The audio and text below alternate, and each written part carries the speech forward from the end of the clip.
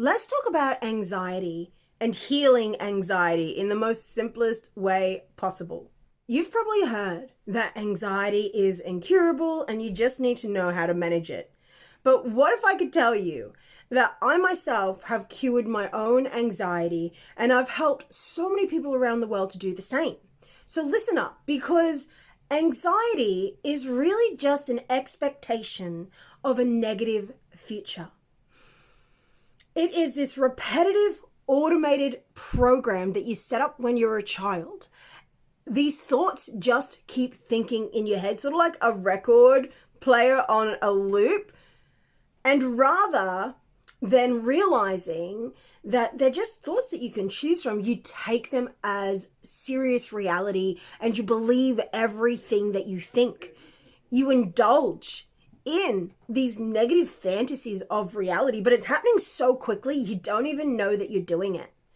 So what we need to do is to get control of our thinking. Now, it's easier said than done, that's for sure, but it can be done once you realize that your thoughts are not you.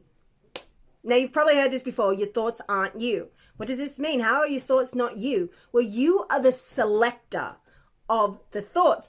All the thoughts are just think of them as either little audio recordings or even words whispered into your head from the spirit realm, from dark and light. And you can choose to believe them, you can choose to follow them, you can choose to acknowledge them and agree with them, which is what creates a belief, or not. You can choose to deny them, and sometimes, you're going to have to do it 100 times over in an hour. But if you are done thinking certain stories about your anxiety, then it is so important that you take control of your mind and you start reprogramming yourself to realize that all is happening for your own good. Everything is working out for you. Now, it's easier said than done, but when you understand that all of the problems in your life are reflections of your inner world and what you really feel and believe inside, and that everything wrong that happens is actually helping you grow, helping you see something within yourself that is causing this in reality. And everybody wants change, but a lot of people don't want to change. Now, I myself have chucked fits at the idea of certain things that I need to change in my life to change the mirror of reality. Certain things I've been really attached to, and in some cases still am. It doesn't change the fact that if you want change, you have to change. And here's the amazing thing. When you change your personality, you transform your reality. Your reality really does change depending upon your personality. So with this anxiety, it's not something separate to your desires.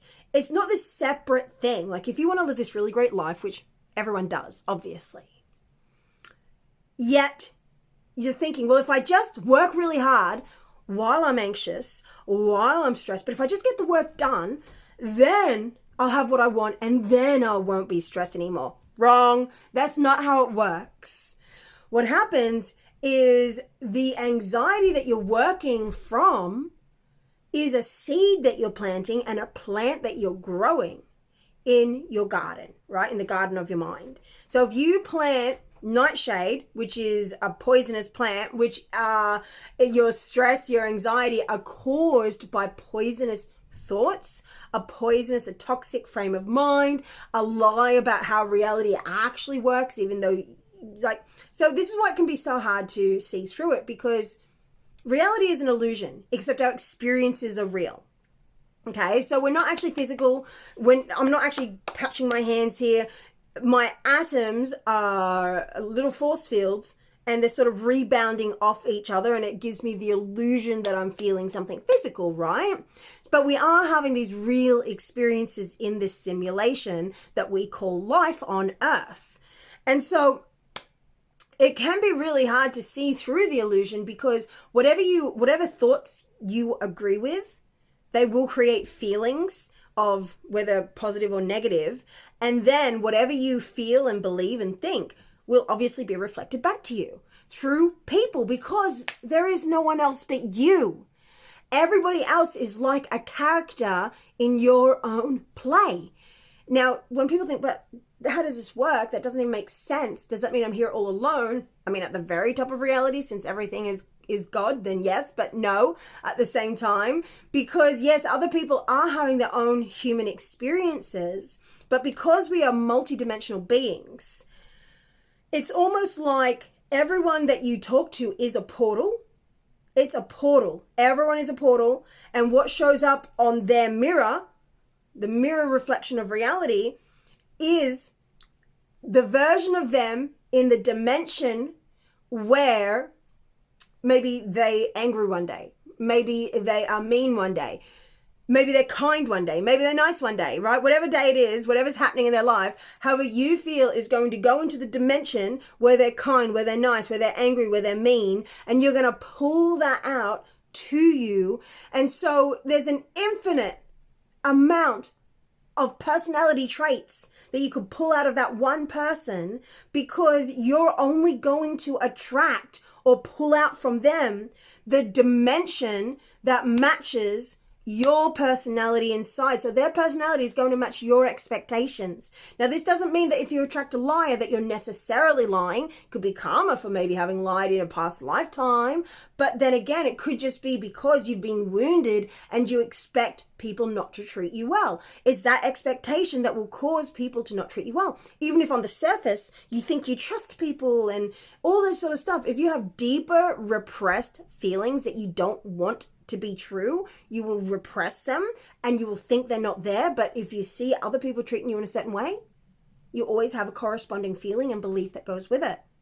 And so what we do is we plant these seeds into reality. We grow these plants thinking that, okay, well, once I've grown this nightshade, then I'll be able to eat it, because then it will be grown, it will be done. No. If you're creating a business from immense stress, if you are living your life stressed, just thinking one day it'll get good, it's just like growing a nightshade plant thinking, well, once it's growing, then I can eat the nightshade. No, don't do it. Don't eat the nightshade. Don't grow the nightshade. You want to learn how to plant roses and apples and peaches and avocado trees. And you do that by changing your perception. You do that by training yourself into believing that everything is working out for you.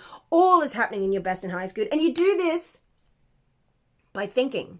But because what you're doing when you're anxious, that's not thinking. You're hearing thoughts. You're hearing programs. And you're being controlled by the programs. You're not thinking. You're not thinking. Thinking, real true thinking, is a very deliberate action. It takes focus and concentration. It takes questioning and not just jumping onto Google. It takes you Googling yourself, going inside yourself and asking questions like, what does it mean that my thoughts aren't me? And you don't go, and like furrow your forehead and go, like, you know, you're traumatized from always having to know the answer at school. No. Empty, open contemplation. What you want to do is open your mind to contemplate what could it be? And like really empty, like in between spaces. This is what really helps when you learn, when you do a lot of the energy work that I teach and that I've done in my own life to heal my PTSD and my anxiety and chronic health issues and self-worth issues and crippling mental health issues. I've healed so much of it and have replicated with people around the world because I'm so incredibly gifted. This is my true zone of genius. I can tell you, it is so nice once you don't have many thoughts in your head. Like, I can be silent in my head without another thought popping in for quite a while a lot of the time. And so people even ask me, what are you thinking? And I'm like, I haven't had any thoughts since we last spoke. And because my mind is that quiet. Now, it doesn't mean I don't have thoughts. I certainly do. And I do have some intrusive thoughts, that's for sure. And I do have some pleasure-seeking addictions, that's also for sure. But I can tell you, compared to in the past, like especially like far out, 15 years ago, when I first started this energy healing, I was totally controlled by my thoughts. I mean, to be fair, the first time I started controlling my thoughts was even years before that, when I just started saying no to an obsessive thought pattern that was coming in. So it really is like quite a long-term journey that I've been on, learning how to master my mind, how to control my thoughts, and how before, when I had mental health issues and serious crippling problems, now I just have, you know, a few minor addictions perhaps, but like nothing that's like crippling, nothing that like makes me feel like my life is over, nothing, like none of that. And I'm still on my way. I'm still making progress. And my whole point for saying this is that as you get control of your mind, it's not just this instant everything is better thing. It has to be a journey where you realize that you are learning a new language. You are literally learning a new way to think, because it's not just like how in English we say the red car, or let's say we say the white cat. They say the cat white. So they say gato blanco, right? So they say the opposite. We say like we do. And it's just like with your thoughts. You can't just replace it in the same, like replace the positive thoughts with the negative thoughts. You also have to learn how to reverse your thinking. So instead of saying white cat, you're saying cat white. Okay, that's going to make sense in a second, hopefully. Because what actually happens is you're thinking problem. Here's a problem I need to solve, this thing in the future. Oh my God, and it's giving me anxiety. Oh my God, like this problem. And if you actually look at your thoughts, you're thinking through, what should I do? Should I do this? Should I do that? Should I do this? Should I do that? Should this happen? Oh, da, da, da. And you're just obsessing about the problem, thinking that you're problem solving. But guess what? It's making you feel stressed. Now, this stress is a sign that you're thinking the wrong thought. It's your emotional guidance system. Like it's your EGS, which is the exact same thing as your GPS in your car, literally. But what you're doing is it's like you're getting a big paper map and you're looking at, and you're not even going to the destination. You're starting where you are here with the problem. Like let's say if you're in Florida and you want to drive, I don't know, to Texas. You're starting in Florida and you're like, okay, you get out the paper map. And you look at the next road down and you just keep, like you're going through a maze, trying to draw the way to Texas without starting at Texas and working your way back. You're actually just starting in the problem. I want you to get a paper map, okay? And I want you to choose 2 far away locations. And I want you to use your finger or a pen and just start, without looking at the end, and just start tracing a road and I want you to just start tracing towards the direction where you think you need to go on the roads. And I want you to see how many times do you end up being taken down an opposite turn in the complete wrong direction from your destination. It's the same thing with your thoughts. Or instead, just like the GPS, you need to program in where you want to go. So if you're in I don't know which city I said first. If you're in Florida and you want to go to Texas, you would program in Texas. You go to the paper map and you put in Texas. So what you're doing instead is you're doing all the, like I need to go down here, maybe I need to go down there, maybe I need to do this, maybe I need to, and it's just putting you in a tizzy, but it feels so normal that you're not even noticing that you're stressed. You don't even know this is stress. This is just how you feel. It's stress. And so what you want to do instead is put yourself in the solution of what you want. It's just that simple. Just that simple. Okay, so you're imagining going wrong. You may not be knowing you are, but if you're feeling anxious, then you are. So you can go inside, ask yourself, what am I actually thinking? What am I actually thinking will go wrong? Listen. Because thoughts are automatic. They'll pop up. But if you're constantly trying to think over the top of it with your mind energy here, that's your dumbest thoughts. Okay, so you need to open up, listen, and it will tell you. You will find out. And if you're not sure, say, if I did know, if I really wanted to know, if I had to guess, maybe it might be. Get out your pen and paper if you need to. Don't take I don't know for an answer. Don't think about it too hard. Okay, and then it will tell you. And then, okay, great. Now what's the opposite? Not necessarily the exact opposite, but what's the opposite positive experience that you want to have? Okay, well, you don't need to look on the little paper map to get there. You just imagine it. And then as you let yourself imagine, just imagine it without needing to like make it happen or control it. Just start filling your mind with the imagination of how you want it to go instead. Okay, and now you got all these questions. Calm down. Let yourself just imagine how you want it to be instead. Just let yourself enjoy it. Write it out. Think about it. Tune into it.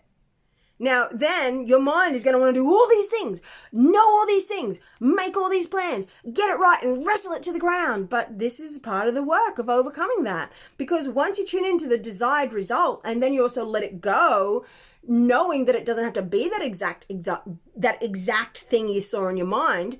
It's just going to help give God, the divine, infinite spirit, the creator, especially when you actually talk and acknowledge the creator is very important.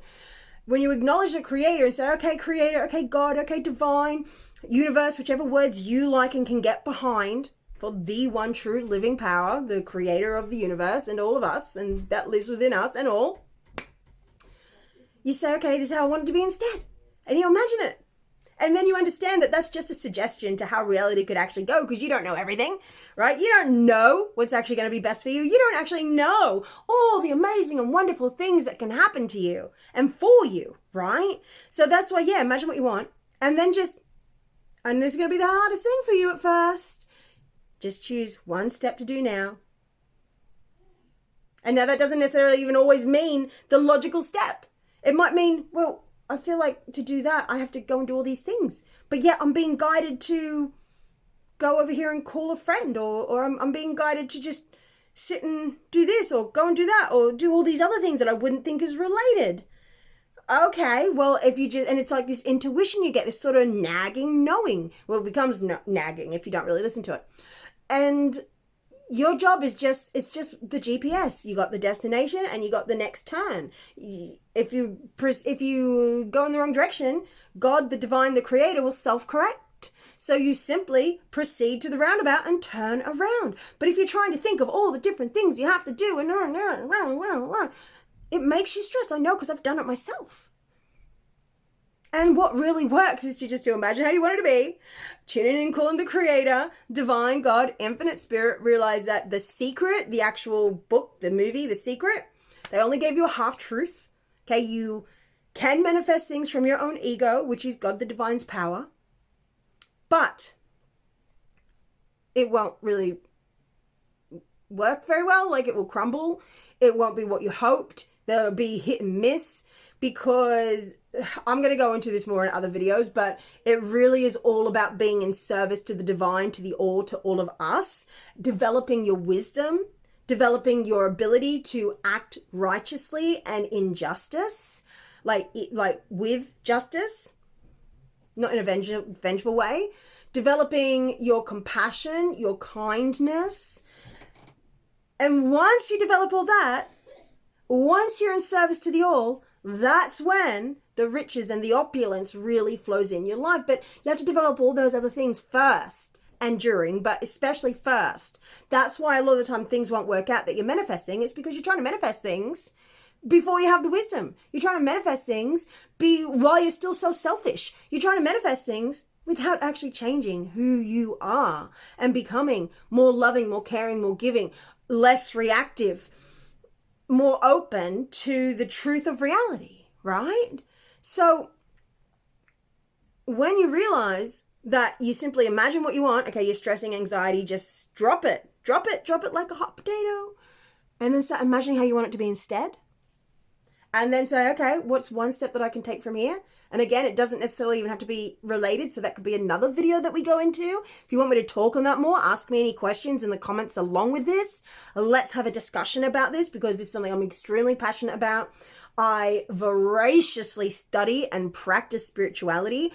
I'm a genius at healing. And years ago, I couldn't have said that. I would have felt like, oh yeah, like all these feelings and embarrassed and feeling like I'm being too big of myself and all that. But the results speak for themselves. Time and time again, I heal my clients' sciatica instead of them having to have operations, while also opening them up to new business opportunities, while also healing their relationships in their family.